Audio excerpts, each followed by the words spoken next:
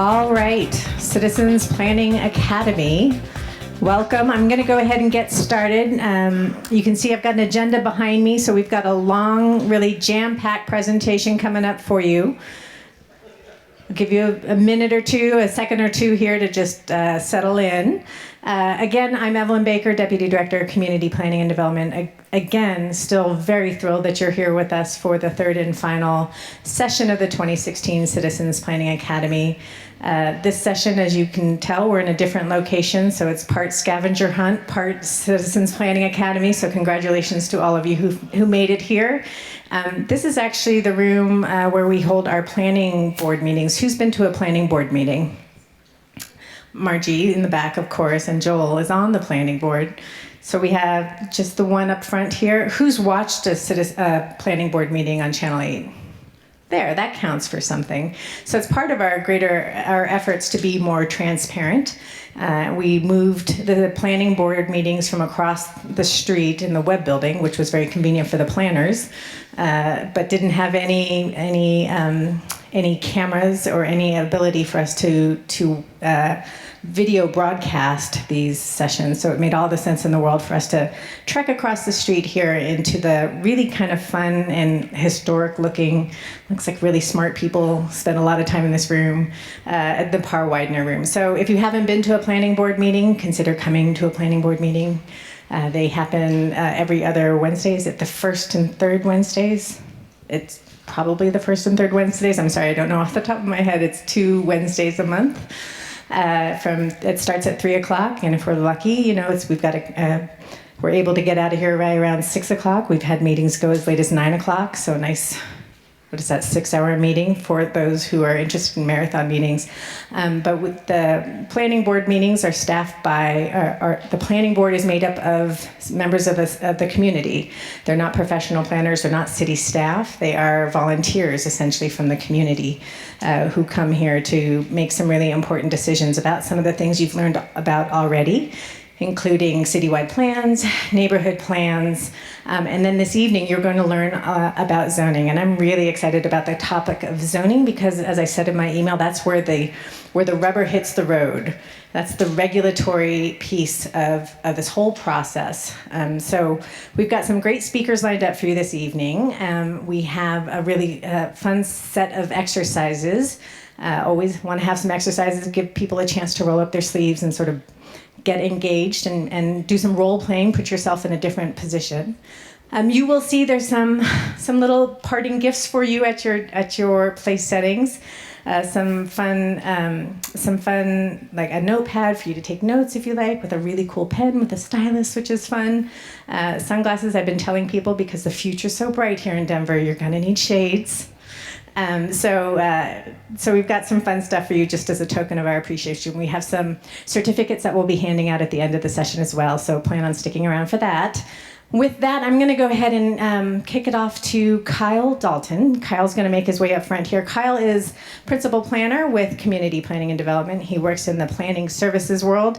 He's been with the agency since 2008 and has just up to his elbows in zoning. So if you got a zoning question, this is the man who can answer it for you. I'm going to go ahead and let him take us through the first part of the presentation, and then he will... Actually, I'll take a minute since Heather's right here. I also want to introduce Heather Noyes, who is a member of the community. She's very active in her neighborhood organization in the Berkeley Regis, is that right? Berkeley Regis, United Neighbors, Brun, or Brun, depending on how you want to pronounce it.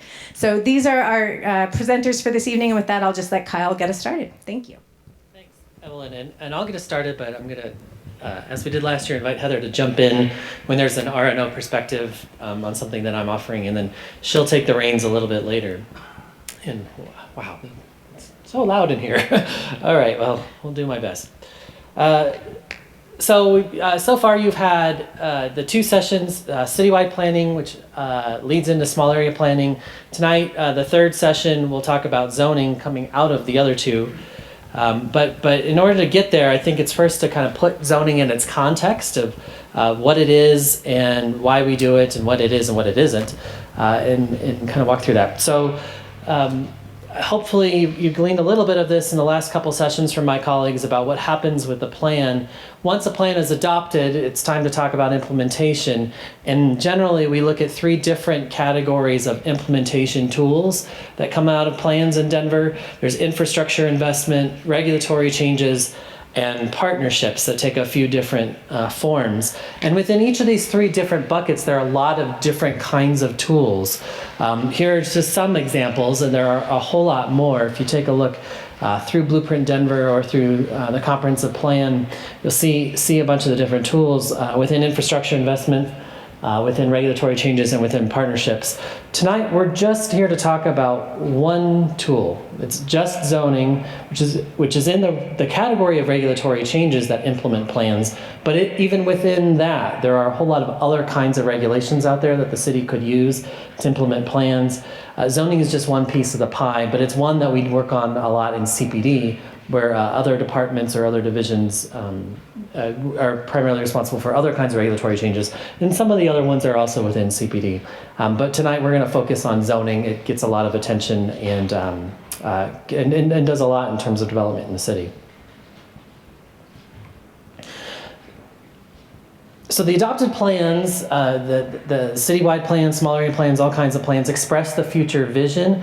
The zoning code is a legal means for implementing that plan. So I'm sure you've already heard plans are policy, but they don't actually change the rules that apply to development. Zoning is. Zoning regulates private land and for the purposes of construction and for land use. I'll get into more details about both of those in order to guide the orderly development of the city. And there are 2 parts to zoning that work together. So there's the text of the zoning code that spells out what the rules are, and then there's the map that applies those rules on a geographic basis around the city. Both of those tools can be accessed online at our website, denvergov.org/zoning. You've got all the slides in your handouts and that link there to learn more about the details of each of those 2 components. And I'll get into a little bit more about how those were developed in the future slides. But first, I think it's important to understand where zoning rules apply. So on this slide here, you can see zoning, you see an imaginary line going through the sidewalk. On the right side is a building and use and development. The left side is the sidewalk and the street. Outside of that, to the left of that imaginary line, it's public right-of-way. It's owned by the city, it's owned by the public, maintained by the public. To the right of that line is private property. Sometimes it's, in a commercial setting like this, it's in the middle of a sidewalk. In a residential setting, it may be behind your sidewalk, maybe in the middle of your yard. But wherever that imaginary line is that divides public and private, that's the line that, upon which zoning can control. So to the right of the line, zoning can set the rules for what happens. To the left of the line, there are other kinds of regulations that we won't really talk much about tonight. Heather will give a few examples later, but really are controlled either by other standards or other departments and not by zoning. So what are the sorts of things that are addressed in zoning? Well, zoning kind of hits a bunch of different categories of things. So zoning can regulate lot size. Zoning can regulate buildings, the size, the scale, the shape of buildings, where they're located on lots. Zoning regulates uses, so how land is used, what uses can go in a building. So we mean land uses there. Off-street parking, how much you can have or must have, what size it must be, how wide your driving aisles need to be, where it can be located on the zone lot. Also regulates landscaping and how much of it's required and what's required in the landscaping areas. Zoning regulates grading of private property, so where you can do grading and how much movement of the land when development happens. Signs, of course, how many, how big, where they can go, to a certain extent what you can put on a sign. The processes, how you go about getting all of these things from something as simple as building a fence in your front yard to rezoning for a 50-story building, the different processes by which those happen. And then definitions, rules of measurement, various terms to kind of further explain what we mean in particular in zoning different from the dictionary. But in Denver, we have 2 codes. In Denver, there is what we call the former Chapter 59, which is also sometimes called the old zoning code on the left. And we have the Denver zoning code, sometimes known as the new zoning code on the right. And in order to give a little bit more of the story about what's in the Denver zoning code today, I'll have to explain why they came about. The pie chart in the middle shows that we have 18% of the city that's still in the former Chapter 59, the older set of rules. 82% of the city were rezoned into a newer set of rules, the Denver zoning code, in 2010. But for the 18% of the city that's still left, there's a whole different book with a whole different set of rules that still apply. Which used to apply to 100% of the city. So 82% of the city came out of the book on the left, went into the book on the right. And so I've got to tell a little story about why that new code came about and what's in it that's different than the old book. Really, the new Denver zoning code project that we went through, that was adopted by City Council in 2010, was the product of the plans from the turn of the millennium in 2000, Comprehensive Plan 2000, Blueprint Denver in 2002, saying that the then zoning code was broken. And they identified a number of different ways in which that old zoning really wasn't working for the city anymore, in a couple key ways. First, the former Chapter 59 was really mismatched with the community vision as the city was evolving, as expressed in those more newly adopted plans. It was also complicated to understand and for folks to use, to consistently enforce. It wasn't the easiest code for the common person to use, or even for experienced developers to use. So let me say a little bit more about each of those kind of two fundamental problems that the old code had in it that the new code tried to solve. So first, vision mismatch. The former Chapter 59 came about in the mid-1950s and then was amended hundreds of times in the years since then, but fundamentally at its core, it really reflected a city's vision from the mid to 20th century, so the mid-1900s. This slide is an image of a vision of Lodo, lower downtown, from several decades ago that the then, in effect, zoning code really was designed to enable, right? The taking away the historic pattern of small-scale buildings and instead building large towers with separation in between them, and really kind of the whole-scale redevelopment of the city. Of course, that's not what happened in Lodo, right? The community identified a different vision for that area over time that is reflected in really what we see on the ground today, right? The preservation of smaller-scale commercial buildings, the Union Station and the development there, the keeping kind of that historic character that people came to articulate as a value that we wanted to have in the city, but the zoning code wasn't necessarily set up to do that. So we saw a vision mismatch between the code and the vision in commercial, but it also happened in other ways. So the old code took a one-size-fits-all approach to zoning the city. For example, the R1 zoning is a single-family residential zone district that treated very different single-family residential neighborhoods with the same set of rules. So on the left, you can see an older style of development where homes have relatively narrow front yards. None of them have driveways off the street. Typically, their garages are in the rear along an alley. These all have front porches. On the right, you can see a later style of development where they all have garages. They all have driveways coming to the street. They're attached sidewalks rather than a detached sidewalk, and much deeper front setbacks. But the zoning code was treating them as if they were the same and had to play by the same rules. So it wasn't sensitive to the differences in setbacks that you might want to apply in the scenario on the left than on the scenario on the right. And the same was the case for our commercial zoning. So we had one-size-fits-all zoning. The B2 is a neighborhood commercial zone district, and it treated these two areas in the same zoning, different areas of the city, different development styles, but with the same set of rules. So on the left, there's Highland Square. You see a building built right up to the sidewalk, two-story building. Parking where it exists is, again, behind the building or just on street. On the left, you see a later development, a suburban strip mall style, with parking in between the building and the street, and the building set back quite a ways from the property line. The zoning said the same rules are going to apply to those different contexts, and in fact, the zoning that applied on the left-hand side that came in the mid-1950s didn't reflect what was on the ground. So that building became non-conforming because it had been built in an earlier era. The new era called for setbacks that building on the left doesn't have setbacks, so it became non-conforming, or grandfathered, as some people say. And so it wouldn't be able to be built today, even though it's the kind of a commercial area that a lot of folks say they like and like to visit. So, but we treated all of the neighborhood commercial areas the same in the old code. And it was also really was the product of several years of building and building and building with new ideas, hundreds of different amendments over time, kind of created this massive book that different sections of the code didn't always work together very well, which resulted in a complicated code and complicated processes. As a result of that, it really made it tough for folks to know what they could do on their property, but it also made it tough for neighbors to know what their neighbor could do on their property, on that vacant lot, or what somebody might do in the future. So it was hard to understand if you pick it up and read it, but it was also hard to know if I were developing something, will I be successful? Can I buy this property with the knowledge that whatever I want to build is going to work there or not? Which adds cost, with that uncertainty will add cost to development, sometimes which in effect will reduce design quality, and really was making Denver less competitive on the national and global stage.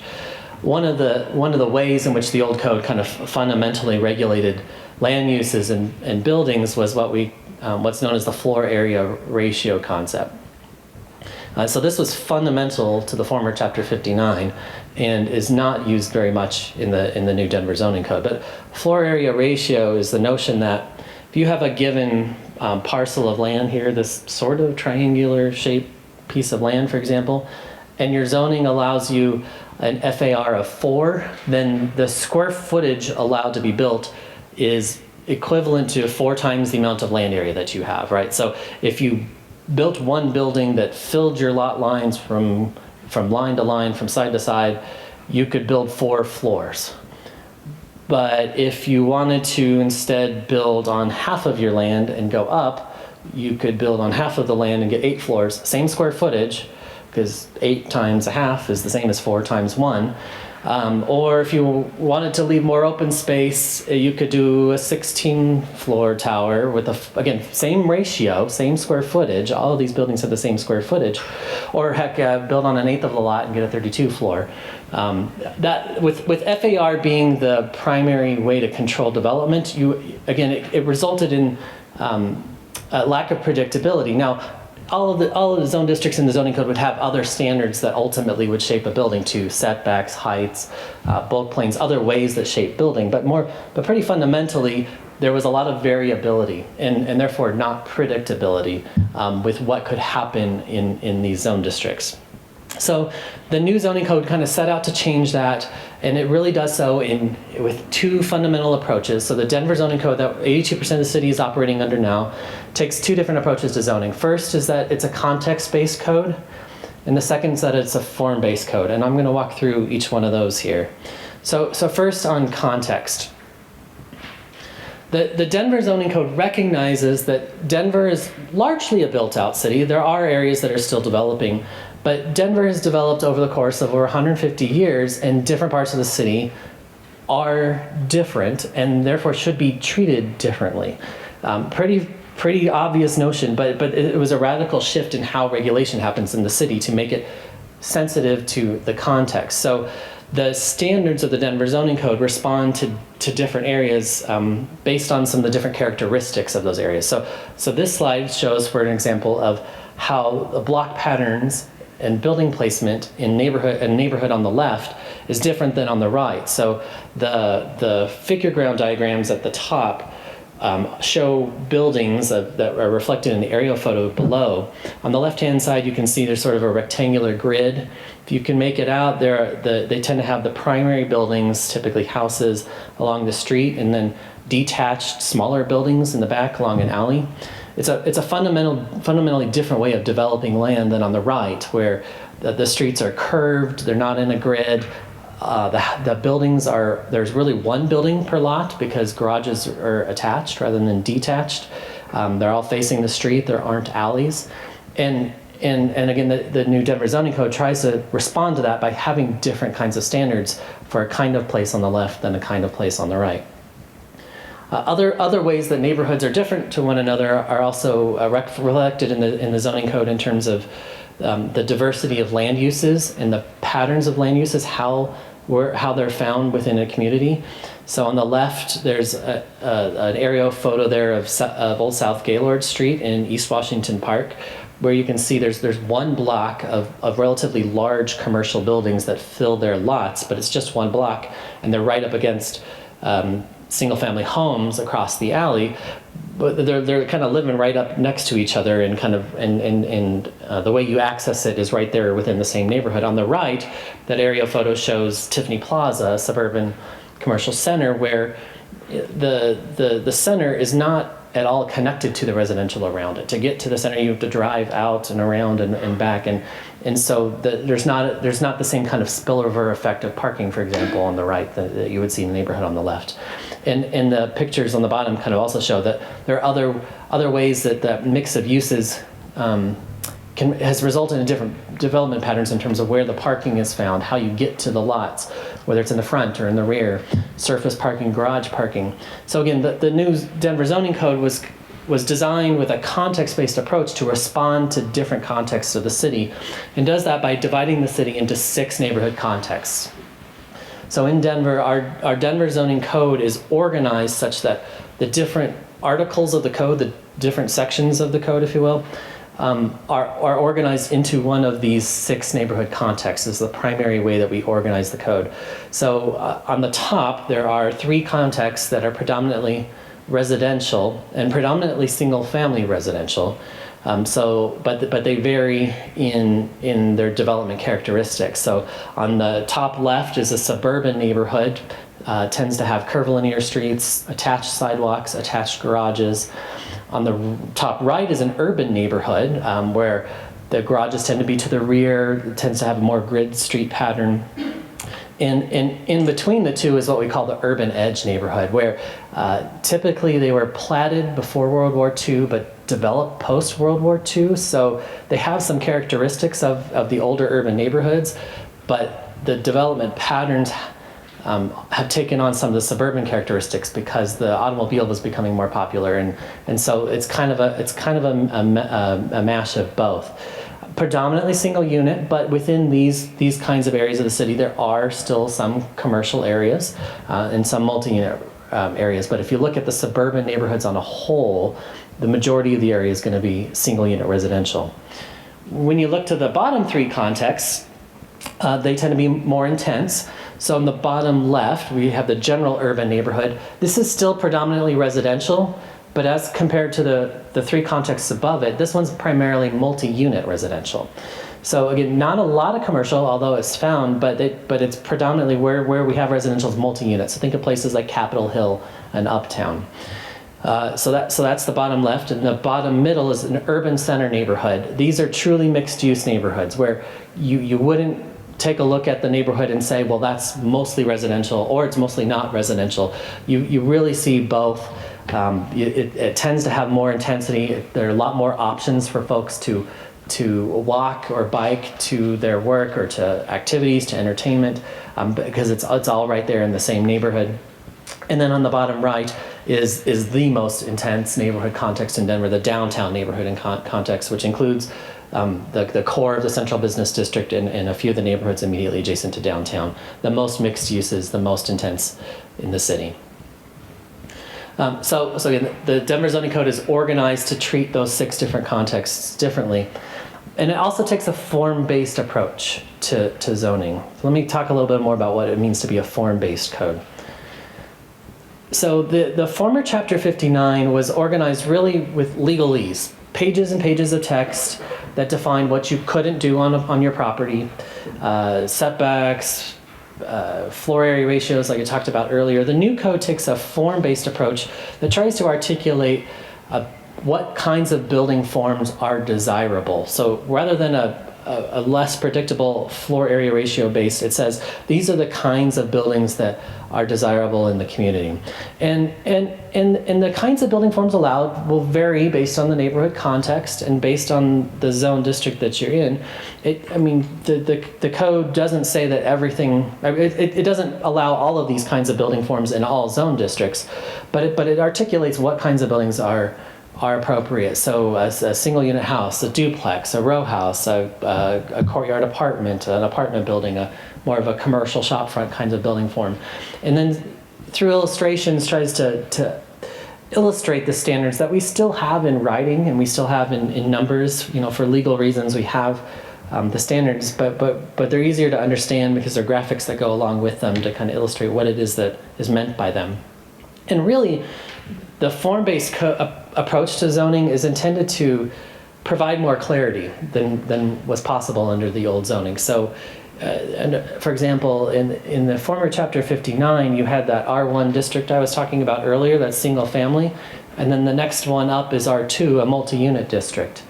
The form-based approach says that there are different forms in between just single family and multifamily, and we might articulate which ones are appropriate in different areas. So yes, there's a single unit house, and then there's apartment, but there's a whole lot in between too. There are duplexes, there are row houses, there are townhouses that kind of start to bridge the difference between single unit and multi-unit in a building form kind of way. And so the form-based approach kind of adds more clarity in that regard, but it's still intended to remain flexible. So what this slide is showing is that in the upper left, where we have a row house graphic in a row house kind of district, doesn't necessarily mean that everything's going to look the same though. So there's still flexibility in design, in color, in material, in modern style versus historic style, but the fundamental basics of what we're looking for in terms of every unit has a street-facing door, or all the units are no more than 3 stories tall. Kind of provide that clarity, but again, allow for some design creativity. The City of Denver has no intention of becoming a homeowners association architectural review board. So when you put that together, that's really how the code ends up being constructed. We start at the neighborhood context level. Within the neighborhood context, there are multiple zone districts. And then within each zone district, there are the standards that tell you what you can and can't do. And so for an example here, in the urban neighborhood context, there's a whole family of zone districts. This is actually not an exhaustive list. This is just a summarized example of the kinds of zone districts you might find in urban neighborhood context. There's multiple single unit districts, 2 unit districts, row house districts, and then some mixed use districts. Within those districts, there are then the standards that tell you what you can and can't do. So there's building form standards, and then standards that relate to the land uses within the buildings and parking. And I'm going to unpack that a little bit more here in the next few slides. So zoning is fundamentally, what's the word mean? It means we divide the city into zones. It means that we don't treat each and every one of the several 100,000 parcels in Denver separately, but rather that we treat similarly located or areas of the city with similar goals with similar rules. So they're divided into zones. Within each zone district, there are a family of building forms allowed, and then again, use is allowed. So for example, if I'm going to stay in the urban neighborhood context as I walk through the organization of the code here. So remember, urban neighborhood context, primarily residential, primarily single-family residential, primarily pre-war development. If you kind of think about that neighborhood context and walk through the code, this is kind of how it plays through. So there's a summary table that explains what building forms are allowed in the different zone districts. So within the urban neighborhood district, along the left-hand side are the different zone districts allowed within that neighborhood context. And to the right are the different building forms available in the code, and you can use this table to see which building forms are allowed in a particular zone district. And you'll see as you kind of move down the table that more and more forms are allowed. So essentially the topmost rows are single unit zone districts. Really the only building form you can choose from there is an urban house. As you move down, we have zone districts that would then allow a detached accessory dwelling unit, or that then allow also a duplex, or also a tandem house, which is 2 units on the lot, kind of one behind the other. And then as you keep moving down, garden court, row house, apartment, and then at the very bottom of the table are the mixed use districts that allow various kinds of commercial forms, general shopfront drive-throughs. So here's an example of if you were to pick go to one of those building forms, what you'd find in the code. We could have some examples of this for you later, but the way the code's organized is once you know what building form you're looking at that applies to your house or the development you're thinking about doing, you can turn to this 2-page spread in the zoning code. On the left, you'll see graphics that correspond with standards on the right that tell you what you can do. So and they're all organized the same. So whenever you're on one of these pages in the code, it should feel familiar if you use the code often enough. On the we've got standards that relate to the height of the allowed structure, standards that relate to siting, so how the building is placed on a lot, and then standards that relate to design elements, elements that relate to the facade or various ways of shaping and sculpting the building. So there's a whole table that kind of walks that through, and then again the standards are keyed to the graphics on the left.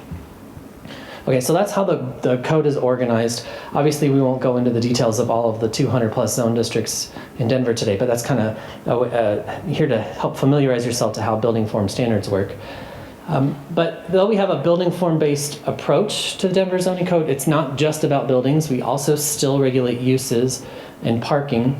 So there, in each of these neighborhood contexts, there's a table that lists the allowed uses and the minimum parking requirements for each use. So this is an example of this, again, a use table in the urban neighborhood context. On the left-hand side, you'll see all of the uses that we have in the entire city. In the middle there is whether they're allowed or not. And on the right, sometimes there are additional rules that apply to a use. We call those use limitations. Things like limits to your hours of operation, or yes, this use could be allowed in your district, but only if you're at least 50 feet away from some other use that you might impact, such as an outdoor patio accessory to a restaurant might have a limitation that says you've got to be at least 50 feet away from a residence if there's a residence nearby.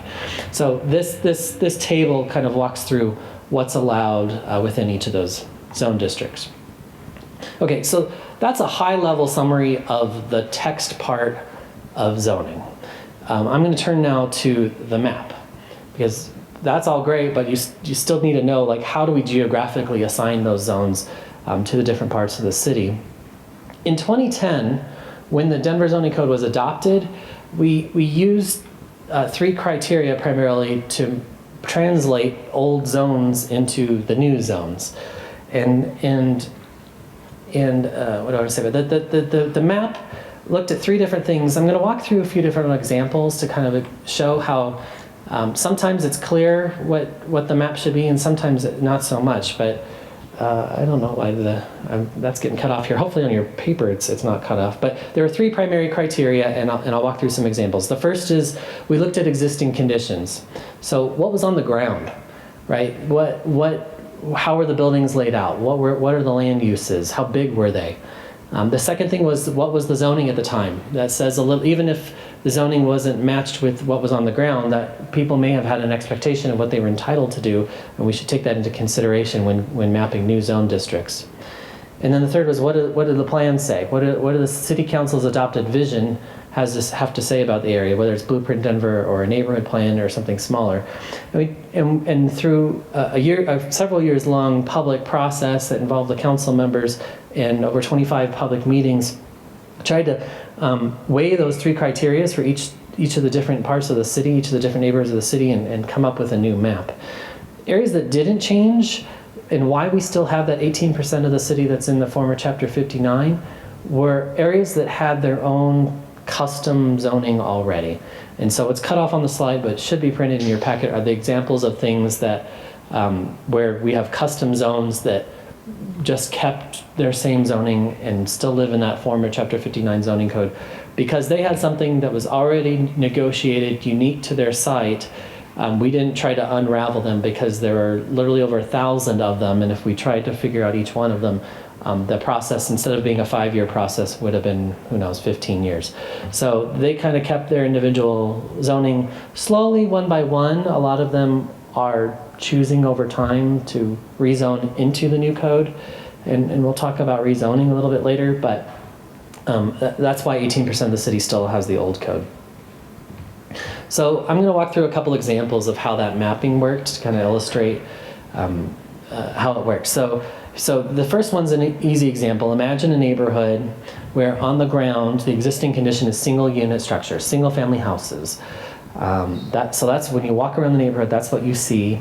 The zoning at the time is either R1 or R0, which were single family zone districts. That's great. Zoning matches what's on the ground. Blueprint Denver recommends single family residential as the future vision for the area. Great, everything is in alignment here. That makes things easy. But there are still some choices that were made about which single unit zone district to apply. Whereas in the old code, we only had R0 and R1. With the new code, there were more choices. So the maps show what I just described in terms of, okay, R1 zoning, Blueprint Denver single family, but there were still choices for neighborhoods to make about what the single unit zoning should be, because in the old code, it was one size fits all. In the Denver zoning code, the single unit zone districts, there's a whole menu of them that have different lot sizes. So is this an area where the minimum lot size should be 3,000, 4,500, 5,500, 7,000, 10,000? There's a larger family now to choose from. So even if it all lined up, different parts of the city were mapped into different single unit zone districts that generally reflected what the common lot patterns on the ground were, but it also sets the stage for whether folks with larger lots can split them or not. And this was really an attempt to, again, reflect the existing city. Former Chapter 59 said that every single unit in Denver should have a minimum zone lot size of 6,000 square feet. That's the minimum land area you need for a happy, healthy family. In the 1950s vision of the nuclear family, it was 6,000 square feet. Meanwhile, we had cherished neighborhoods of Denver, like Curtis Park, like parts of Baker, that were built with smaller lots that had great values and that people still love those homes and were investing in those homes, were non-conforming. So again, in 2010, the idea was, well, let's maybe kind of recognize that different areas of Denver should have different zoning and have different minimum lot sizes. So again, there's a whole different menu of single unit. So that's an easy example. There are also some that were not so easy, and I think a lot of the times when you hear about controversies that relate to zoning today, I think it's often when there are mismatches in these three criteria. So let's set aside that last example and move on to the next one. And what happens when the criteria were mismatched? So in this case, think about a neighborhood where there are single unit structures, but the lot sizes vary. Sometimes there are duplexes, maybe even small apartment buildings on corners or on side streets. The current zoning at the time was R2, a multifamily zone district that allowed 2 units per 6,000 square feet. But Blueprint Denver, adopted in 2002, set a future vision for single family. So on the ground, there was a mix, mostly single family, but some more. The zoning clearly allowed more, but the plan was pointing to single unit only. And this is one neighborhood where that played out. So this is the Platt Park neighborhood, where on the left you can see what the zoning was. R1 on the right-hand side, single family residential. R2, 2/3 of the left-hand side, multi-unit residential. Pink in the middle is South Pearl Street, where there's a little bit of mixed use, but predominantly mixed residential is what we're talking about here. But Blueprint Denver, the plan on the right, said a future vision of single family. Well, what do you do on that left-hand side there, where the plan vision isn't matching up with the zoning and with what was already being built? Well, we still had a lot more choices in the new code that different neighborhoods, different parts of the city chose. We still have all the choices that I talked about in the last example, single unit zoning with multiple different lot sizes. But maybe in a place like this, there would be other kinds of zone districts that would also satisfy these conflicting criteria. So maybe if maybe there's some willingness to go beyond what Blueprint Denver recommends in recognition of the existing character, where single unit but with accessory dwelling units. So folks can have a granny flat above the garage or in the basement, have an extra unit that's related to the primary unit and smaller in size than the primary unit. So we have new zone districts that folks chose that allow ADUs in some areas of the city. There is a new suite of zone districts that allow ADUs, but then also allow duplexes in some locations, on corners or on collector streets. And in some cases, we treat something like this with a 2-unit zone district that would allow duplexes, again, in recognition of what the existing pattern had been. So more choices, and it resulted in a different pattern in the city. Now, just a few cautionary words about the zoning code, and then I'm going to turn it over to Heather to describe how it works in her neighborhood in particular. The context-informed based standards aren't intended to lock in design. So they really are fundamentally about mass and scale, but not locking in an architectural style. The idea here is that 75-year-old homes and 5-year-old homes should be able to coexist in the same neighborhood in Denver. We're not intending through the zoning code to require carbon copies of what's already on the ground, but we are intending to create some predictability about the size and the shape of new homes. So they don't lock in architectural style. They could allow different architectural styles, but they are intended to allow for future reinvestment, to accommodate changing market demands, to accommodate families as they grow and need more space. But when those changes happen, it should happen in a way that's compatible with the existing building forms in a neighborhood. The new code does a better job of that than the former Chapter 59. There is still definitely room for improvement in some parts of the city, but hands down is better than the old code in that regard. A couple other themes that permeated the new code process in leading up to 2010 and that we still keep in mind as we amend the code. Affordable housing. A lot of folks ask, what's zoning doing about affordable housing? You'll remember one of the first slides I said is zoning is just one of dozens of tools in the city to implement plans. Zoning can do some things about affordable housing, but it's not going to solve all of the city's affordable housing issues. But some of the things that the zoning code does to address affordable housing, first of all, the form-based approach created more housing choices that respond to context. So whereas in the past there was just single unit or multifamily, now there are more choices where row houses, duplexes, townhouses kind of can bridge a gap in the middle, and where those building forms feel appropriate and compatible, but whereas an apartment building might not, you can expand the choice that folks have in terms of housing development. It also intentionally removed some of the barriers to affordability. So I already mentioned the minimum lot sizes, right? The old code said 6,000 everywhere. The new code allows smaller minimum lot sizes in some areas, which can allow for smaller homes and more affordable use or more units per acre land area and therefore more affordability. But it also has more predictable and consistent procedures, so there's less uncertainty getting through a process, which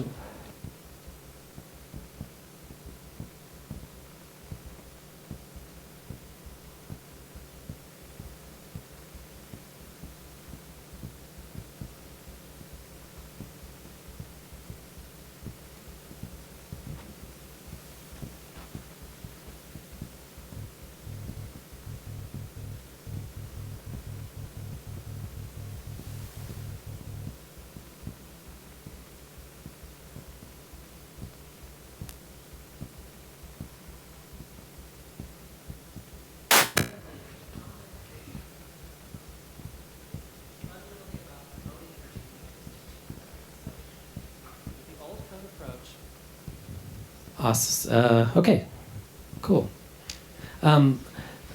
Where, if you'll remember, the neighborhood commercial example I gave that said the building built up to the sidewalk wouldn't be allowed today because it doesn't meet setbacks, even though it's a desirable commercial area, that meant that the code incentivized, or I guess created a disincentive to investment in that property, and therefore incentivized kind of the demolition of an existing building and pushing it back over time when you needed to evolve or invest in a property.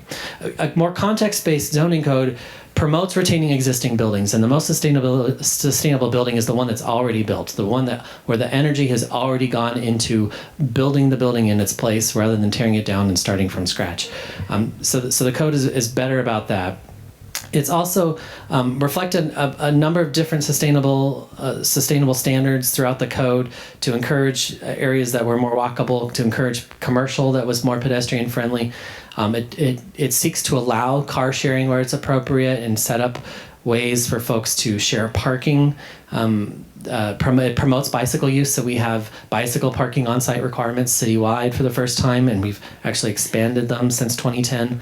Allowed folks to grow their own produce and grow and really promoted urban agriculture in a way that allows people to access food closer to home and sell food even from that they grow in their garden rather than require all food to be shipped in from outside the metro area.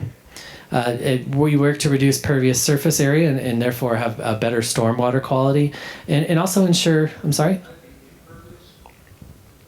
reduce. Yes, that should be reduce impervious surface. Good, yeah, good catch.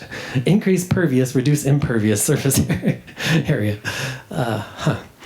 And then and solar access. So which includes both ensuring that buildings allow sunlight into the lots, but also which we studied and amended the code in ways over the previous code in ways that ensured better solar access, but also in terms of the allowances that the new code provides in terms of people putting solar panels on their roofs. But again, zoning is just one thing that the city can do in terms of ensuring a more sustainable Denver. Okay, all of that is to say that there was this big effort in 2010 that built the code that applies to most of the city, but cities evolve, cities change, cities' values change, new plans get adopted, and nothing is written in stone, and neither is the zoning code. The zoning code's been amended over 30 times since it was adopted in 2010. And we consider amendments on an ongoing basis really to do a few different things. We still find errors in the code that need to be corrected from time to time. And it seems like every month somebody finds a new loophole and some new way to build something that wasn't intended. So we have to amend the zoning in order to close loopholes. But we also have to amend the code to adapt to changing circumstances. Whether it's the voters passing at the ballot box, the allowance for marijuana, or changing building. Changing desires for aging in place and allowing more accessory dwelling units so that your multi-generations can continue to live on one lot over time. Or again, to implement newly adopted plans as City Council articulates a new vision for an area. Sometimes the code needs to be changed to reflect that new direction. So we do that in two ways. The zoning code, as I said, is both text and map. And so there are two kinds of amendments. You can amend the text or you can amend the map. Most people call a map amendment a rezoning.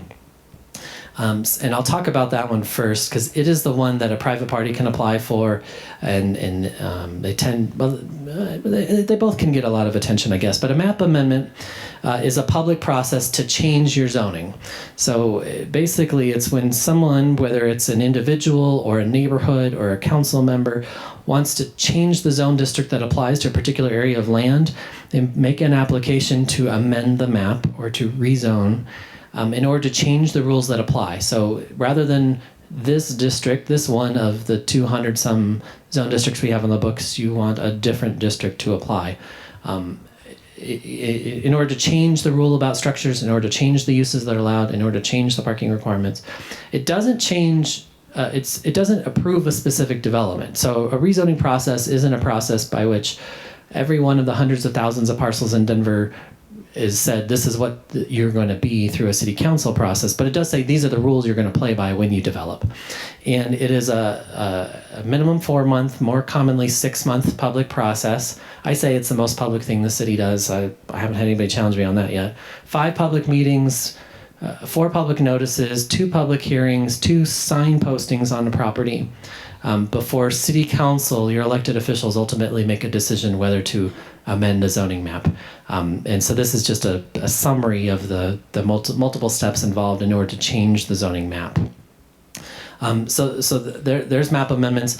The other, of course, is a text amendment when you're not changing which zone district applies, but you might change the rules that apply everywhere within a zone district. That's a text amendment. So that's saying that in all single unit zone districts with 6,000 square feet, setbacks shouldn't be 5 feet, they should instead be 7 feet. That's a change to the text of the code, and it requires a public process it's actually a bit longer than the one for map amendment, in order to change the language in the book of the code. And it also requires all of that public involvement of a map amendment, which is the perfect segue to Heather, for how in your neighborhood public gets involved. Can we put that in here? Oh, yeah. We can try. I'm sitting here laughing because CPD has graciously invited me to present, but I'm following Kyle, who's like the smartest guy when it comes to zoning, and I am not anywhere near as articulate or smart as Kyle is, but I will give it a shot. Here. Do you want some questions? I think, Evelyn, we're doing questions after the break, right? After the break. Do you want to? You better take them now because he's... Okay. What would you give it a shot. suggest for the city to increase density for all these new people? I don't know the blueprint Denver density. Okay, the first question about co-housing and different kinds of housing. I mean, the code does allow group living, and I think that's typically the kind of use that would fit under, and there are zone districts where those kinds of uses are allowed. Wow, okay. It's like, what am I doing wrong here? So it depends on where you are, what's allowed, but I mean, there are different rules in different areas, but yeah, those are the kinds of uses that those would fit under.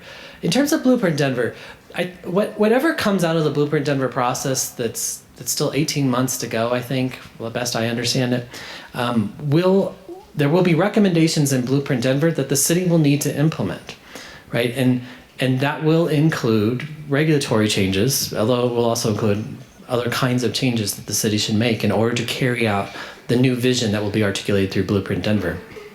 Some of those will ultimately result in text amendments and map amendments. I have no doubt. I mean, that is what we did in 2010 to implement the last Blueprint Denver, and I'm sure when this Blueprint Denver is amended, there will need to be some kinds of changes. Now, what those will be, I think that's why we're out there listening to the public right now about what that future vision is. And so whether it's more density in certain areas or density in different areas, I don't take that as a given, but whatever that vision is, we'll then need to go and update our regulations to implement that vision. So if it's allowing more density in certain areas, because that's what Blueprint Denver calls for, then we'll probably need to change a map at least, and you may have to change the text of the code too to do that. It's too soon to say exactly what the details will be though. With the strong neighborhoods, if they said we like it exactly the way it is, we don't want to change it. And I've heard it's kind of the reason we're touching Blueprint Denver is to increase density. So you're going to have a basic strong neighborhood saying we want no change, but yet the city's saying, well, how do we grow? I mean, I kind of see that scenario happening. So I don't know. I think that's kind of the question. Let me give it a shot. You're on the Blueprint Denver task force, right? So you might be able to speak to this too. I think if you, I would articulate it this way. Folks are moving to Denver, and we can't keep them out. There's no way to build a wall to keep people out. The question is going to... Wow. Not in Denver. Maybe we could build a wall to keep people out of the nation, but they're still going to come. Even if that were to happen, folks are moving from the Midwest to Denver because it's a cool place to be. From California to Denver, folks are moving here, and the question that Denver needs to ask itself is, where should they go? Right? Not will they come, but where should we have them, and how do we design the kinds of communities that folks will want to be here and they'll want to stay here, whether they're coming here as residents, or where should jobs go, right? Where should the amenities for these folks go? Parks and all of that. So I think those are the questions folks are asking. And I think that it's going to be a different answer, just as Blueprint Denver in 2002 said, these are areas of the city that should generally be stable and not have a huge increase in density, but these are areas where we do want more density. And that's really what we've seen, right? We've seen lots of new development in areas that people 15 years ago said that should happen, like Union Station, like around transit stations that didn't even exist then. So I think that's going to be the challenge, and that's going to be what we'll have to ultimately update the regulations to reflect. We have a couple slides coming up that speak to a process like that for the 210 update. Okay. Do you want to take that? Question, and I don't know if there's really an answer out there, but I've been in the Coronero neighborhood for 32 years. And yes, we're getting major scrapes and rebuilds of 5,000, 6,000 square foot houses. Over time, those houses are so big that they are going to be used as dormitories. That's all they can do with them because they're so big and they take up the full 6250. You know, we know it's going to happen other than calling neighborhood inspections. What can we do? Because those people can't afford them. They're coming, they're going. I mean, the average person lives in our neighborhood for 4 years. That's it, they're gone. So, is there anything that we can do about something like that, or just hold our breath and hope it doesn't happen? Do you want me? I mean, There are rules. I mean, if that was to happen in Berkeley, in our neighborhood, you know, we would probably hear from the neighbors and we would say, hey, how many people who are unrelated are living under your roof? So there's mechanisms in place to start to track that. So that is a process, you know, and that's, I don't know what to do. So do you want to? I'll say, yeah, I mean, I'll just say real quickly, but I mean, the code sets the law, and the thing about the law is 99% of people follow the law without the government having to like follow them around and make sure they're following the law. But for those folks who don't, we enforce the law, right? And unfortunately, that's a process. And you know, when someone doesn't follow the law, yeah, you got to call the government in, you got to inspect, and then they got to take them to court and the rest. But you know, in the time being, like you're saying, you know, we're going to enforce the laws that we have. Yeah. Do you want? I'm hesitating only needing more questions because for our agenda, we had another 5 minutes of the presentation. I don't know how long your I'll try to go as fast as I can. And then do you want to take questions after that before we do the exercise? some of the questions that come up may be answered Okay. by Heather's remarks. And then we can also discuss shorter break. Break with no time and break past more question and answer time in addition to the time program. So I'll let Heather go ahead. Don't Save go your too questions. far. Don't forget Don't go them, too far. please. I am a board member of the RNO, Berkeley Regis United Neighbors, and I'm also a member of the zoning committee, and that's really why I'm here tonight. But the way that we do things in Berkeley is very different. It's every zoning committee for every RNO. Some RNOs don't even have zoning committees. They handle everything, but we have our own zoning committee, and these are the kind of things that we address. We get communication directly from City and County of Denver. We review variances. We review liquor license applications. Liquor license applications are not a zoning issue. We review requests for rezonings. We review potential changes to the zoning code, including text amendments. We attend meetings, public or planning commission meetings and city council meetings when our issues warrant that. And Kyle, I'm going to let you dive into the next slide because there's a sequence. We're going to zoom in and we're going to kind of dial it down into our neighborhood in Tennyson Street. But there was a whole sequence of events that kind of led up to where we are today with our zoning committee. Do you want me to just read this? There's a zoning map in 1925. Then business zone districts were developed in 2010. The zoning code was updated along with the zoning code map. And I want to speak, is your name Peter in the back? I can't, yeah. Miles, sorry. When the zoning code update process was, the city embarked on that, our RNO looked at the recommendations coming from the city and from around our different neighborhoods, and the zoning committee drove our neighborhood, the borders, Sheridan to Federal, 38th to 52nd, block by block, and we looked at the draft zoning map and we made recommendations, and there were a lot of people saying, look, we don't want any density increase here. We don't want to see anything. But the same group of people were saying, we want to see a vibrant commercial neighborhood core. And the property owners, the commercial property owners and the business owners said, if you want us to survive and prosper, we need clients and we need people. And so it really was a balance that in a conversation that went on for the duration of the process. Did everybody get everything they wanted? No. But it was a compromise, and I think having those conversations at the micro scale in the neighborhood and the R&O made it easier going forward. Does everybody like what's going in the ground now? Are we working closely with the CPT to identify certain things and certain tweaks? We saw actually the fruition of that effort in the 2015 bundled text amendment. So it's a great vehicle to at least initiate the conversation and then the process leading up to some of those changes or not. Next slide.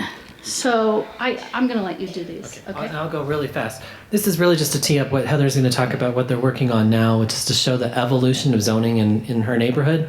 Because one of the things they're working on is the commercial district. So the main commercial district in Berkeley, if you're not familiar with it, is Tennyson, and that's underneath the blue on this map here.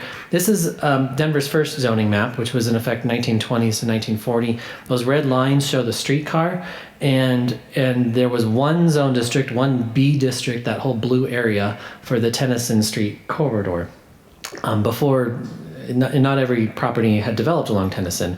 When a new code was adopted in 1956, we got a little bit more granularity. It wasn't just one B district anymore. Now there were two. There was a B3 business district north of 44th, and then a B4 more intense business district south of 44th, so that darker red. And then in 2010, when we went through that mapping process that Heather just talked about, there are actually now 5 different areas that are mapped with 3 zone districts. So it's kind of getting more granular, more responding to the context.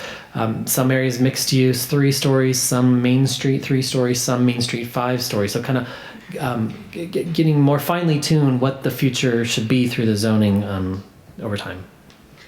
So I'm going to go really fast here, Evelyn. So I'm going to review some of the zoning issues that we're having. Berkeley, similar to Corey Merrill, we're seeing a lot of scrapes. They're going on, they're so fast, and we're getting different patterns that are emerging, different massing and scale of buildings. Things look very, very different. But I'm going to focus on the issues, but I really want to say that no matter where you go in the city, you can see great examples of projects that you wish were being developed on your block and on your neighborhood. There's a lot of good out there, both commercial mixed-use projects and residential projects. The issues that we are addressing in our neighborhood, we have residential issues and we have commercial issues. On the left side of the slide, I'm going to speak very quickly to the 3 primary issues that we have identified that we would like to address on an overlay district. That is the front porch. We're seeing so many structures going up, residential structures without a front porch. And that's not necessarily, we're not going after kind of that design element, is what as that design element brings to our neighborhood. It brings impromptu exchange. It brings way more eyes on the street.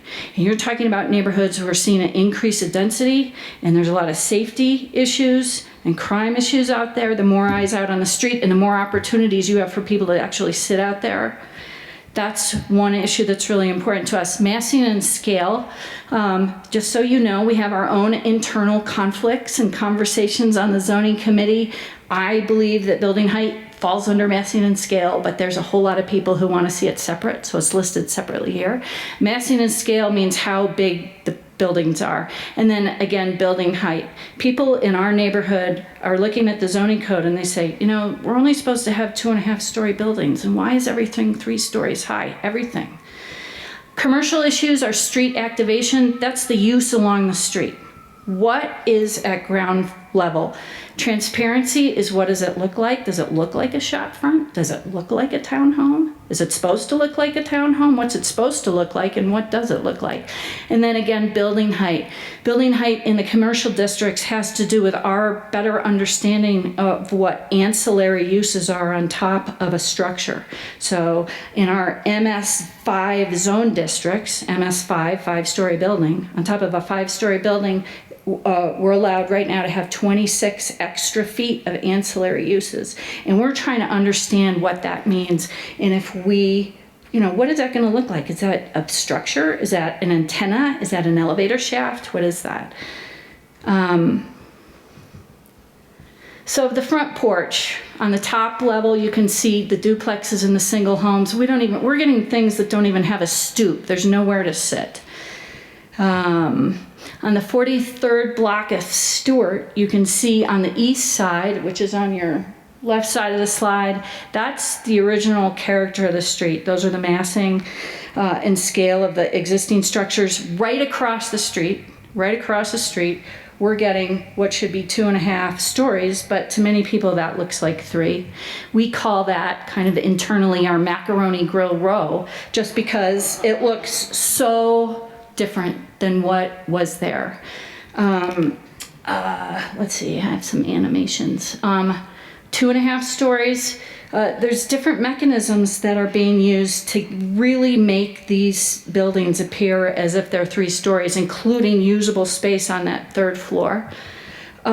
Eaves that are really, really enlarged, and they're allowed to puncture your setbacks. So suddenly, what was a 2.5-story building is looking just enormous. It's absolutely enormous on the lot. This is an issue that you're going to hear me talk about in a few minutes, but you're going to, in 2 seconds, Evelyn. The lack of street trees being planted.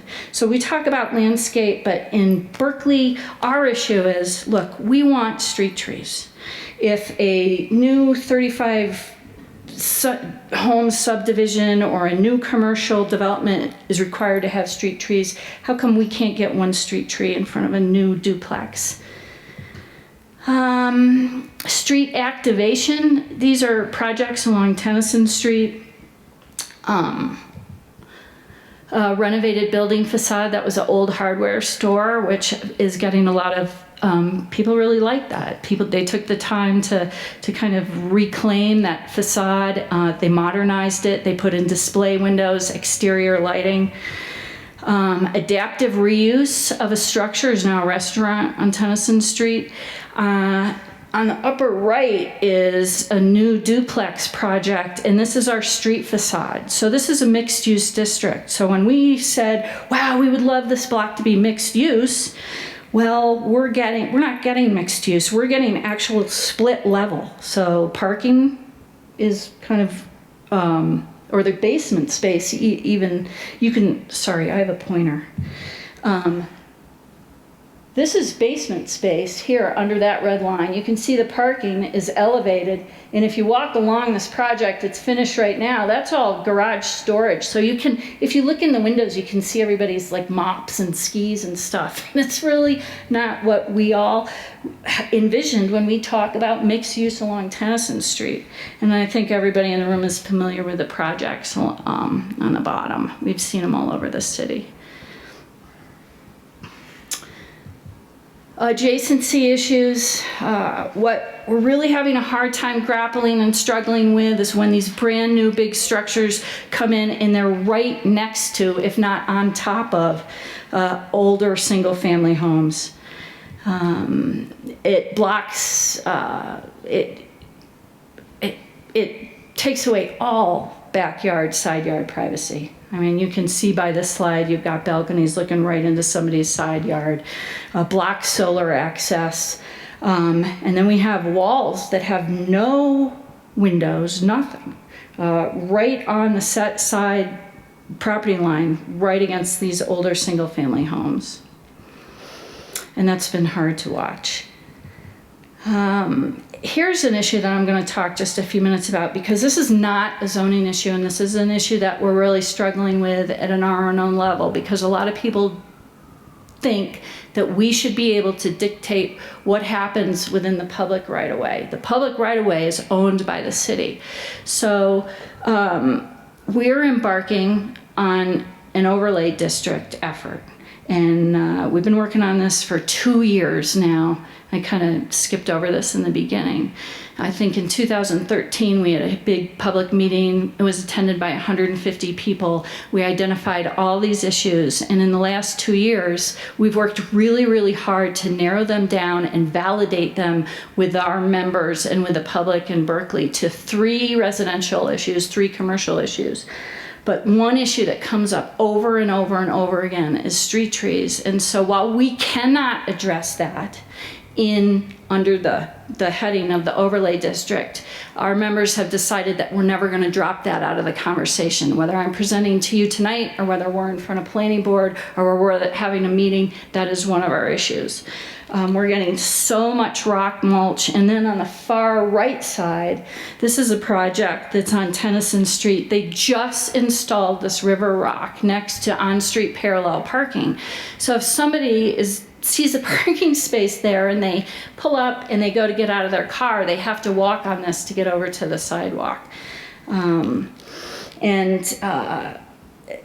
We just hope that as we move forward, we can start to engage different departments at the city, such as Public Works, in addressing some of these issues. Here is a townhome project. Am I right, Kyle? So this is on the 44th block of Tennyson Street. And this raised a lot of issues. This is in a mixed-use zone. This is residential. And we looked at this project and we said, how does this contribute to the public realm? What does this do for our neighborhood? And how is it possible that we're getting this? What in this project responds to the transparency requirement? And I think we have a joke in our zoning committee that says, if it's transparent, if it's not there, is it transparent? If it's just not there, does that count as a transparency element, a transparent element? So we have a curb cut, we have the driveway off of Tennyson Street, we have a door with a window. If you open that door, that's where the fire hose is. And then this is a public art kind of activation piece. And I do want to say that, and then the rock mulch. All of this was addressed to some degree in the 2015 bundled text amendment. It addressed activation and transparency at the street level, and we just thought that was great. There's an issue that we're facing. There's other issues with these kind of projects. This project was just completed again, across the street from the slide I just showed. And you can see we've got gas meters right on the public right away. This is in a mixed use district. We have the mulch, we have the same kind of doors. And then an issue that has come up, which is really interesting, is we just transitioned from our dumpsters to our garbage bins. So if you do the math, it's really interesting. If everybody has a compost bin and a recycling bin and a trash bin, and it's 7 units in the structure, that's 21 bins. And if you measure them, they're 2 feet each. So that's 42 bins that are in the alley behind these slot home projects. So we're kind of like, I think maybe as the city moves forward to try to amend some of these zoning requirements, we need to have this taken care of on site, because I don't know where the people who live on the other side of the alley are going to put any of their bins. There's just not enough room. Good question. So in this photo you're showing, looking at the structure, and it's right up against the road. But if you look, there's an existing house and it's further back. How was it that this structure was allowed to build basically right on the sidewalk? In this zone district, district, which is MX, mixed use, okay? You have buildings you have buildings all over the city, not just in Berkeley. Older homes like South Gaylord, South Pearl that have been transitioned into commercial uses. So we had that on Tennyson, and so the zoning district was, well, we would love this to extend the commercial district from 44th all the way up to the park, link our commercial corridor in the heart of our neighborhood with the school and the library and the rec center and the parks. Wouldn't that be lovely and charming? Well, this is what we're getting, and it's really tough for a lot of people, for me to... The trash cans? And the electrical, we have it as well, exactly. And we're stuck. Prices. So the intent actually would have been that should be a storefront that people enter with the adjacency to the sidewalk is what I would have been. It would be, we've talked a lot about that. So in our overlay, our commercial overlay, we really want to talk about activation.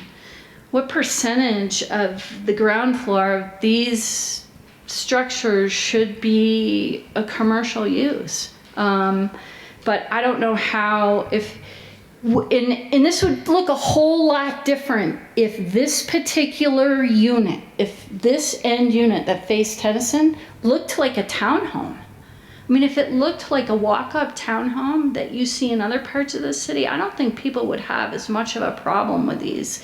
But it doesn't look like a residential structure. Everything on the facade that faces the street is almost an afterthought, and it's kind of insulting to people who are so dedicated to their neighborhoods. But I want to give Kyle a chance to talk about the slot home. Yeah, I mean, that's actually a great comment over there, because the woman over there said, we're seeing the same thing in our neighborhood. This isn't actually just a Berkeley thing. The one right at the sidewalk, that's well, it's not unique to Berkeley, but that's because you're in a mixed use district. But we're also seeing these things all around the city in different neighborhoods. I've got pictures here from several other neighborhoods.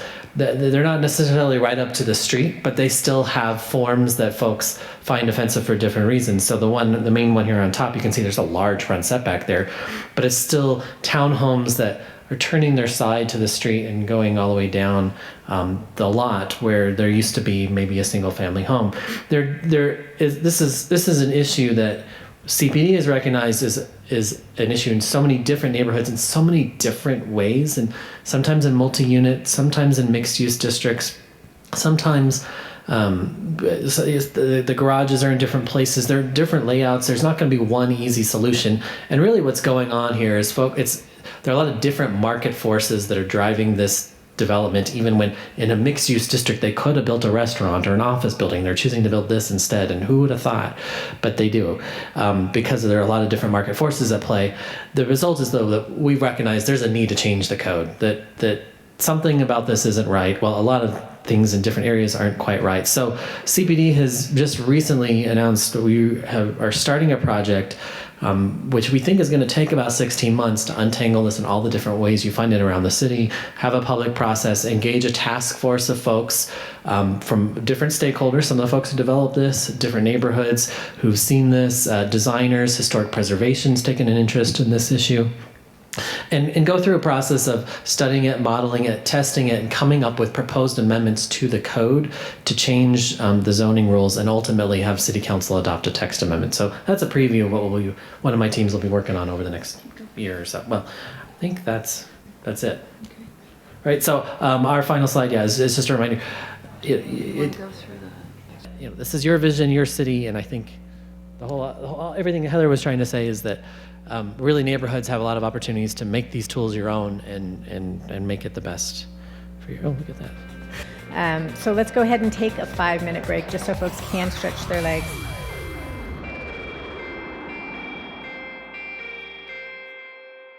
So we'll spend the next from 7:30 to 7:40 on question and answer. Heather and Kyle will then be explaining the exercise, and then we'll be walking around, so you'll have an opportunity to ask questions one-on-one as well. First question?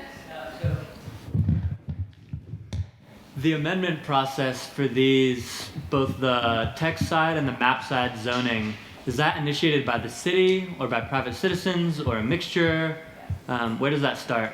Good question. So on a text amendment, only a city council member or a city agency can initiate a text amendment. That's a change to the law. So a private individual can't change the law on their own initiative. They can try to convince a council member to do it for them. A map amendment, though, private property owners can initiate themselves. You need the owners of 51% of the land area that you want to rezone must make the application to rezone. Okay, and then it's an application To my department. Yeah. Okay. Yeah. Yeah. I'm curious how the environment plays into planning for you. As you know, there's a very controversial stormwater project going on in Northeast Denver. And when you have images like this or buildings going up like this, it doesn't allow for impervious land or trees or anything that would absorb the water and reduce our stormwater flooding issues. So I'm wondering how that plays into zoning. Yeah, it's a good question. So the zone districts have different requirements for what we call building coverage, depending on where they are. So in the mixed use districts, you can build lot line to lot line and accommodate your stormwater in some other way. Sometimes they build vaults and all the rest.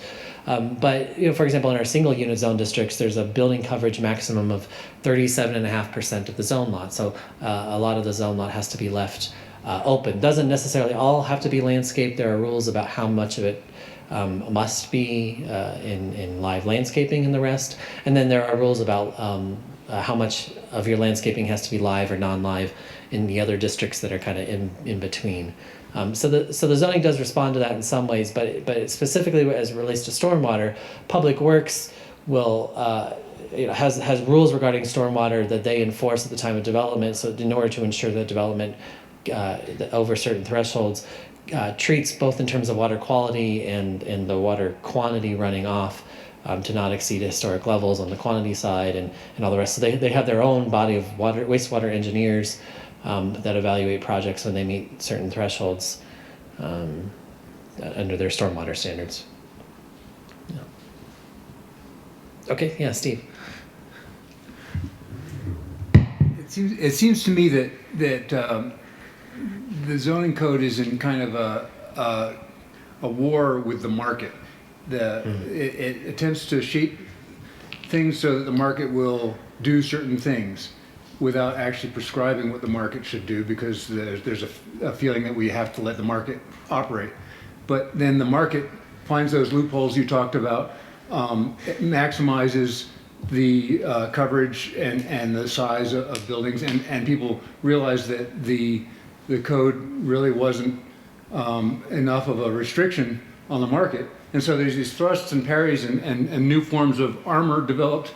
And is there a light at the end of the tunnel of that, or is it just going to keep on going? Is the operative theory that you just have to keep working at that and fighting to marry those two opposites?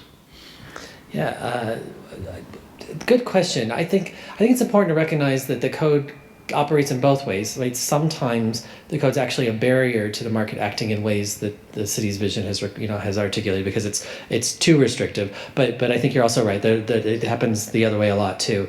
I think the key really is to try to make sure that the regulations are implementing the vision that's been adopted, right? The plans. So when they say that Rome is how old and they're still building Rome, like the cities won't stop building. Cities will continue to evolve, and yes, we will always need to amend the code, amend the map to respond to changing conditions, changing market, but also changing values and changing vision. But I think the key is to try to always do our best so that our regulations affect the vision, or implement the vision, I should say. In our neighborhood, you'll hear a lot about our neighborhood. In our neighborhood, we have a lot of developers, investors who buy the land, don't know what they're going to do with it. They might scrape it, they might pop it, they might do whatever. But so many of them are so busy making money, and they will either not do anything with the project, they will start and stop the project. What can we do? What are the rules? I mean, one investor or developer said to me the other day, I'll take 10 years if I want to. What can we do? I don't think the government can force people to redevelop their land. If that's what you're asking? Which is the only thing they do. I mean, to keep it down to the 6-inch inspection. That's right. I mean, we do have property maintenance rules, so folks do have to, board up windows if they're broken, maintain their weeds and all the rest. But we. Can it be years? I mean, there is still vacant land in central Denver that people have held for, 150. I mean, they're successful. So, I mean, the city can't force someone to develop. One thing that we've talked about in Berkeley is part of the overlay district, and this is just an idea and it's not on any books or anything, but if there is a scraped lot, that they need to have construction fencing up and it needs to have screen on it and have that fencing very close to the property line. And it needs to be screened on at least 3 sides, your side yard lots, your side property lines, and the front property line. And then always, and this is a huge problem in our neighborhood, a contact name and number. And we found that the owners are really reluctant to put that up. They're required to have an emergency number available. And it's only when our neighbors call and say, we don't know how to get in touch with anybody about mowing or weed control or anything.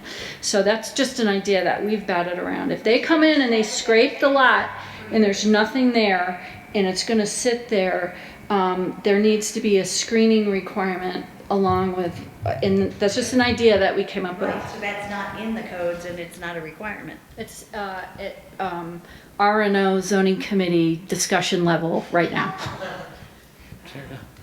So quick question, zoning question.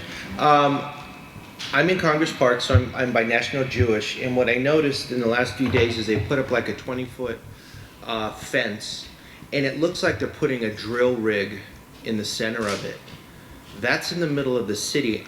I'm wondering, are they fracking on the site? I mean, to see a 20-foot fence hiding something inside, then I saw something popping up through it. Do you guys, I mean, can they do that in the city? I'm not as smart as Kyle, and I'm not an expert in pretty much anything, but I'll go out on a limb and I'll guarantee that it's not an oil drilling well. I think it's a crane. We have 3. We have 2 now on Tennyson Street on this little tiny commercial district. We have the most enormous cranes. So I'm pretty sure that's what it is. But I don't think it's could National Jewish, if they own the land, frack in the city? I'm going to let you answer that. Because I've never seen a 20-foot tall fence with something popping up through the center that's like 30 feet high. Yeah, so that is a land use we regulate in Denver. There are very few districts that allow oil and gas drilling. I think it might just be the airport, or maybe heavy industrial as well. I doubt that National Jewish allows oil and gas drilling. So I'm going to make a plug for a resource that's available to you all. I haven't done it actually with this class. Last year I couldn't stop talking about it. If you go to denvergov.org/maps, there's a whole host of amazing maps. So you can look up your zoning, you can look up your blueprint, Denver land use designation, you can look up what neighborhood plans. Just go to denvergov.org/maps and type in planning, type in blueprint. For this particular question, I would direct you to our site development plan map, which I'm pleased to say is now updated. We've had some challenges in keeping up with keeping that map populated with all of the approved site development plans, but was just informed earlier this week that we've now caught up again. So you can type in an address and it'll pop up whatever site development plans are currently that are approved for a particular property, and you can actually then click on a link, a PDF, to see the approved development plans. We're also in the process of trying to keep up with all of the pending site development plans. That is, plans that are in for review that are not yet approved. A lot of times, if you'll hear a rumor like, oh, did you hear they're going to put in a fracking site at National Jewish? You can go, wait a minute, and go, onto your website, denvergov.org/maps, and do a search for site development plans or site plans, and you can see what's being contemplated. We're struggling a little in keeping up with those plans that have not yet been approved, that are still under review. But certainly that's a great resource for you to figure out, like when somebody's moving ground already, something's been approved, so you should be able to see an approved site development plan there. We're at our time, so I want to just be mindful of our time limit here, move us into the exercise, and assure you again that we will come back as a group to have a conversation. We will be circulating so we can answer the questions that come up within your group conversations as well. So I want to let Heather and or Kyle introduce the exercise. Okay, we have, on this side of the room, we have one exercise, and on the other side of the room, we have another exercise. Do you want to move the slides forward? So every table has a worksheet. 11 by 17 that looks like this. And we're actually going to ask you to participate in a hypothetical rezoning of property in Denver. So on this side of the room, you are being asked whether or not you would support a rezoning of property that's embedded in an urban residential district to allow a street level cafe use. So that's a commercial use at street level. And we have some slides that we can just walk you through really fast. And on the far side of the room, you're going to be looking at a potential church rezoning. How many of you have churches in your neighborhood that have, that have been not maybe put up for rezoning yet, but that you know there's discussions or people are looking for a different use? I mean, it's happening all over the city. So you have in front of you some background information. You have but each table should have 2 packets. You will have a land use diagram. You'll followed by a blueprint Denver, and this is true. You can follow along too for those of you doing the cafe rezoning. You have a blueprint Denver diagram. On that diagram, you're going to be able to ascertain whether it's been identified as, and this is under the current Blueprint Denver area stability or area of change, and what the Blueprint Denver land use is. You have zoning information, and then you have information from a neighborhood plan. You can see on the screen up above, those of you dealing with the church rezoning exercise, there is no neighborhood plan available for you. Those of you dealing with the new cafe exercise, there is a neighborhood plan. So each table has 2 packets of the information's the same. It's just to pass around to help you make your decisions. This is the packet of information for the tables in front of me on the left. Same land use, blueprint, Denver zoning, and your neighborhood plan information. And then each table has a worksheet. I want to take just a second. So there's 2 church tables. The table closest to me, you're being asked whether or not you would approve rezoning of that church lot to commercial for a preschool use. Somebody wants to come in and renovate an existing church building and make improvements and convert that building and lot to, yeah. Does it say brew pub? Yeah. Okay, all right. So, sorry. So the table, what's your name?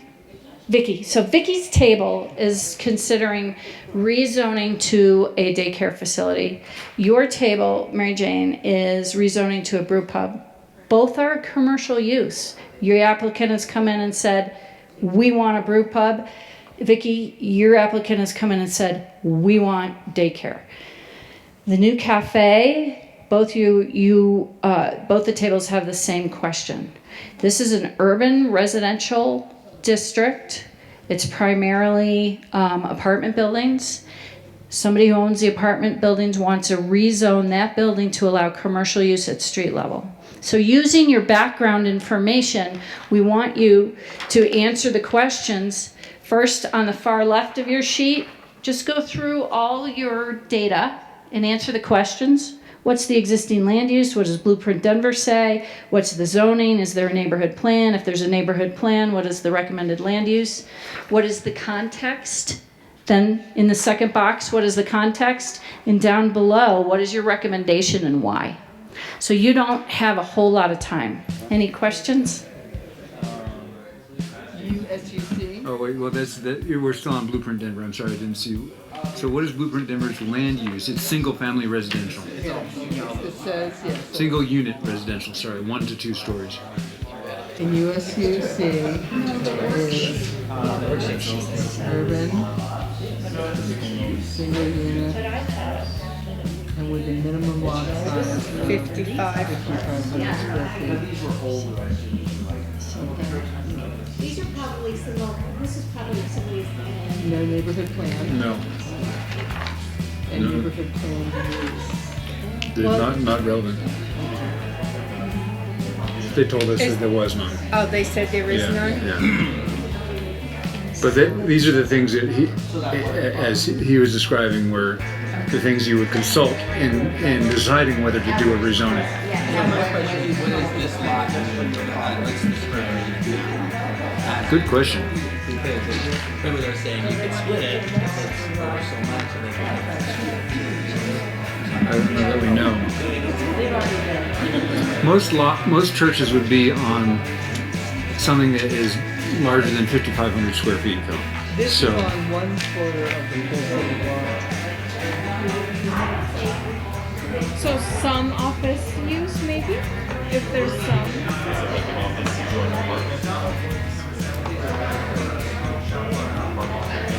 That's probably all we know, right? Yeah, we don't know. Yeah.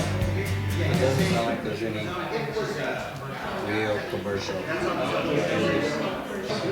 Maybe that's what they're asking for, is a variance or a zoning change to put a coffee shop there, is what they're really asking. So, would we rezone yes or no? And why? As long as it's not a Starbucks, it's okay. Well, we couldn't control that. It's not a Starbucks. Okay, that's what I wanted to make sure. You said that earlier. It doesn't matter. I don't drink coffee, so it doesn't matter. So you read across, UMX 2X is the one they're proposing, Right? and then you can see all the things and whether they're P permitted or NP not permitted. Okay, so that's household living, that's fine. Okay, can they operate a daycare? Do you see So that? both of these are that No, UMX. it's 2X, it's the 2X one. Oh, that's 2. And if you were to okay. compare those two columns, 2X is the most restrictive. Okay. So we are dealing with If I want to what's operate a there business here. in the church, Depends which kind of business. So assisted Daycare. living, assisted living, Yeah, it's, community corrections it's facility. essentially No, okay, Two not. different structures on a single. Nursing home, Nope, hospice. nope. No, no, So that is. that is P. The library. Oh, that. Okay. Museum, open space recreation. So you open could have a game space, hall. Conservation. Not likely to be a Elementary school. yes? Vocational professional school, not allowed, arts, recreation, entertainment, outdoor. Eating, drinking establishment. Is allowed, we don't want it.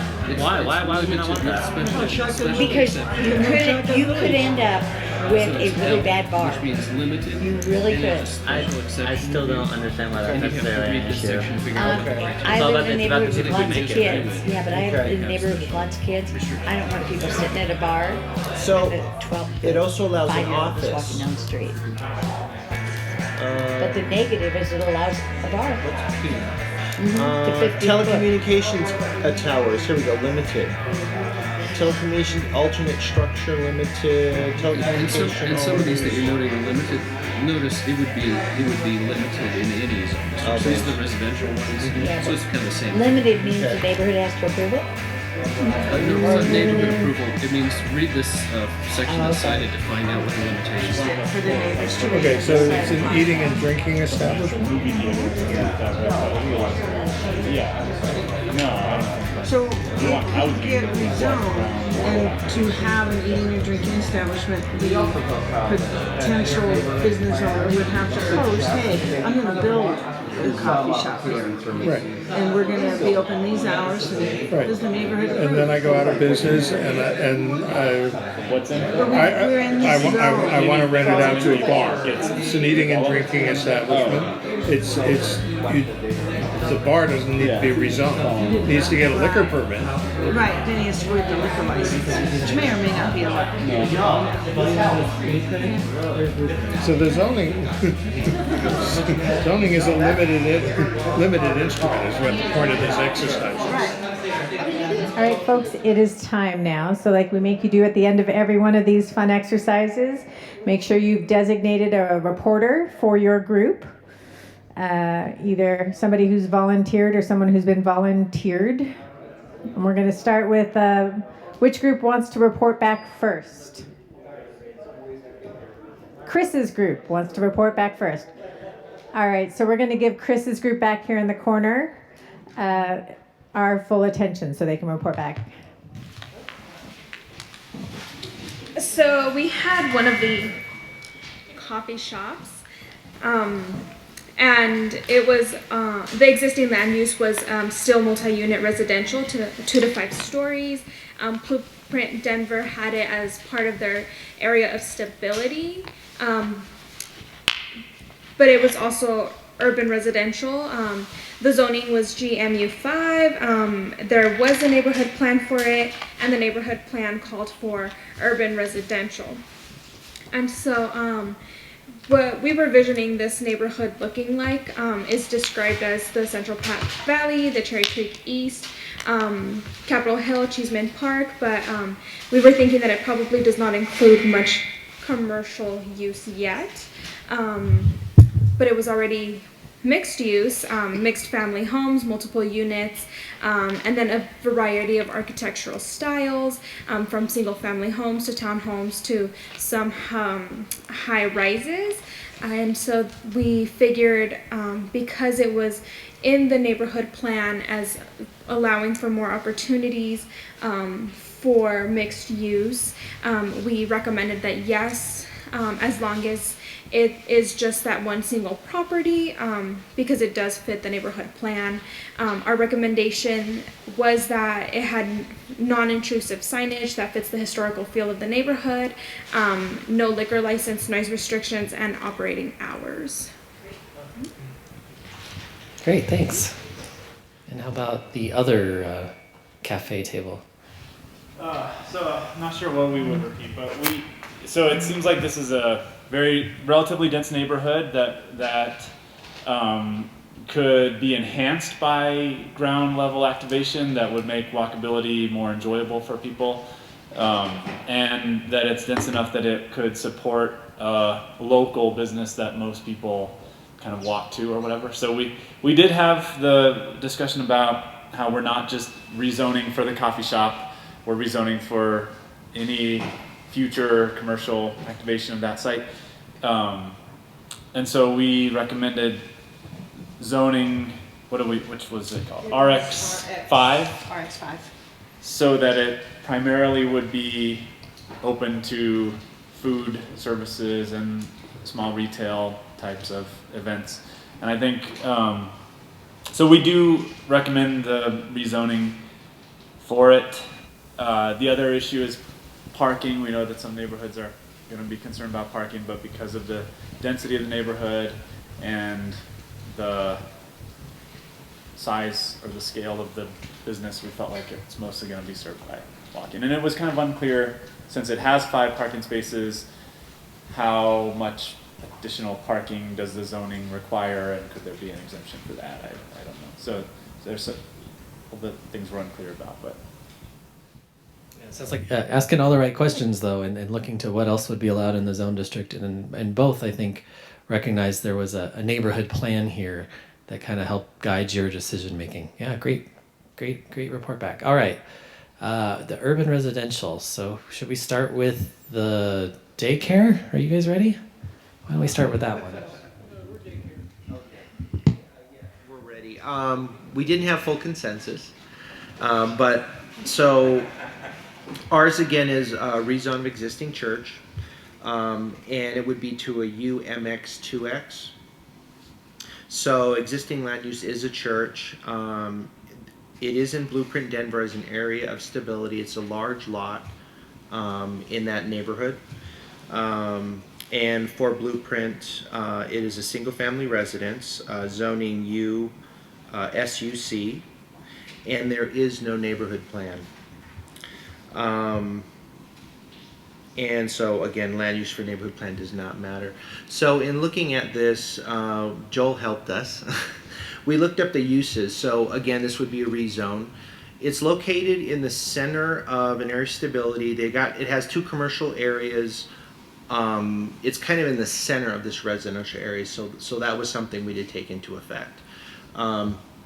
And so looking at it and the potential uses that UMX2 would allow, we came to an agreement that we think, because of where it's located in the middle, it's a large lot, that it would not be a good choice for a rezone.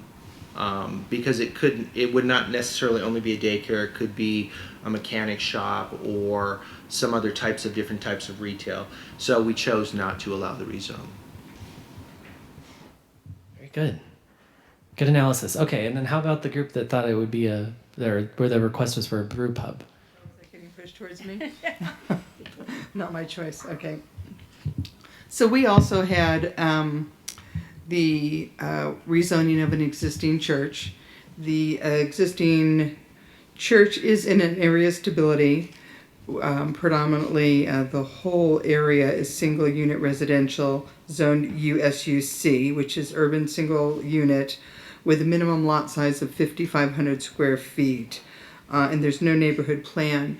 The lot that the church sits on is equivalent to about 5 zone lots if we measured it out. So the equivalent of 5 of these residential zone lots. It is in an area of stability. Like I said, the only business areas are several blocks away, and those are at the far ends of the neighborhood. But it is on a bus route with a bus stop on the same block. As far as our recommendation, there's nothing indicate here that there's been any kind of outreach to the community. So the recommendation would be that the RNO and the community, there really should be outreach for the neighborhood input and get consensus of support or opposition. But make sure you have an informed constituency, that people really understand what are all the possible usage within a UMX2X or other commercial zone district, because what very often happens is once a zone gets changed, the property owner could do whatever they want that fits within the allowed usage, and people have to be prepared and think ahead that that's always a possibility. The other thing is it's a church, so we don't know, is it an old church? Is this a building that needs to go through or be evaluated for possible historic significance or preservation through the certificate of non-historic, status process? So until we would have that other information in place, it would be not to approve the zoning at the time, just because there's not enough information available to make that decision. So. No answer. Did you want to? No. Okay.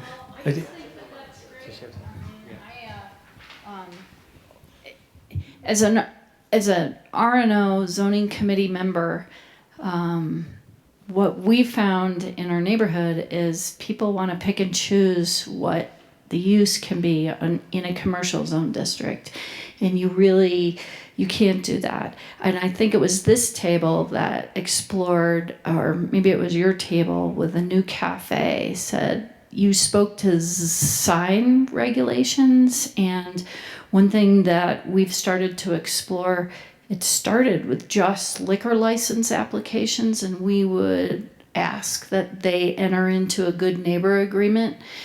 But in the different types of uses that are coming into our neighborhood, we're now expanding that good neighbor agreement to other businesses that have an impact on our community. So we have this template that we've been using, and we're treading very lightly with that. But we do have a good neighbor agreement with a brand new business in our neighborhood does not have a liquor license, and it's something that we worked really hard with and are pretty proud of. Oh, I was going to say, may I add something to that? Unless something has changed, good neighbor agreement's only as good as the people making the agreement. There's nothing legally binding. So I would recommend taking it a step further. To what degree this is allowed, I'd have to ask Joel or somebody. But I would actually have, if there's any usages that a neighborhood would not want, that you actually have those spelled out in the permit so they are legally binding, because a neighborhood agreement is not binding. So go ahead, Margie. I'll give Margie a chance to come up to the front of the room to use the microphone to speak. Come here, Margie, on the microphone. And while she's doing that, I just want to acknowledge, I think, the value of the comments and the observations that I've heard from each of the groups here, including the value of making sure that you're involving the registered neighborhood organizations, that you're reaching out to stakeholders. I will say, to support Kyle's earlier statement, that rezonings are the most public process in the city and county of Denver. So far, an uncontested statement, apparently. There are a lot of opportunities for public input. And in fact, when the recommendation or when the application comes before the planning board considers that very seriously. City council considers sort of neighborhood feedback very seriously. Pass it on to you. I mean, just in terms of the good neighbor agreement, you're right. It's a private contract, so you have to go, the RNO would have to go into court to enforce. However, if you put the restrictions on the face of the license, and there's up to 4 restrictions that you can add, those will be enforced by the city. So that's a good way to proceed on that. And by all means, I commend every RNO that enters into a good neighbor agreement with their either their liquor or their marijuana establishments. Or anything, really.